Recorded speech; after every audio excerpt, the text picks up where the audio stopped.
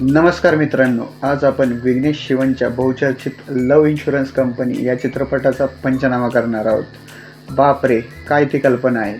2040चं जग आणि तिथे चालणारं प्रेमाचं गणित. नव्याची 9 दिवस असं म्हणतात, पण हा चित्रपट सुरुवातीपासूनच आपल्याला एका अतरंगी आणि नॉन कलर असलेल्या भविष्यात घेऊन जातो. प्रदीप रंगनाथचं पात्र आणि त्याची प्रेमातली ओढाताण पाहून खरंच वाटतं, तंत्रज्ञान भावनांची जागा घेऊ शकतं का? ही संकल्पना जितकी विलक्षण आहे, तितकीच ती आजच्या जेनझी पिढीला आरसा दाखवणारी आहे. आहा, विघ्नेशने मांडलेलं हे भविष्य पाहून डोळ्याचं पारणं फिटतं. आता थोडं खोलात शिरूया. दिसतं तसं नसतं म्हणून जग फसतं, पण इथे प्रदीप रंगनाथनचा अभिनय इतका अस्सल आहे की आपल्याला ते जग खरं वाटू लागतं.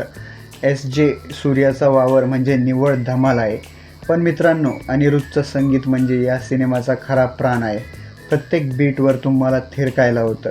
सोने पे सुहागा म्हणजे रवी वर्मन यांची सिनेमॅटोग्राफी. त्यांनी रंगवलेलं 2040 सालचं चेन्नई अतिशय भव्य आणि चित्तवेधक आहे. मात्र चित्रपटाचा उत्तरार्ध थोडा संथ होतो.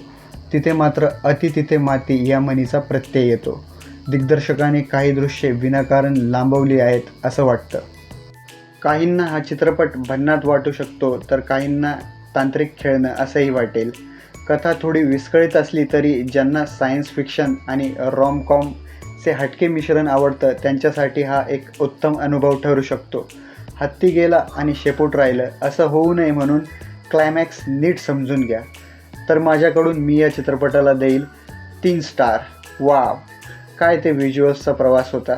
तुम्हाला हा चित्रपट कसा वाटला कमेंट करून नक्की सांगा आणि सबस्क्राईब करायला विसरू नका. आणि हा रिव्ह्यू आवडला असेल तर लाईक करा, आपल्या मित्रांसोबत शेअर करा. धन्यवाद धन्यवाद धन्यवाद.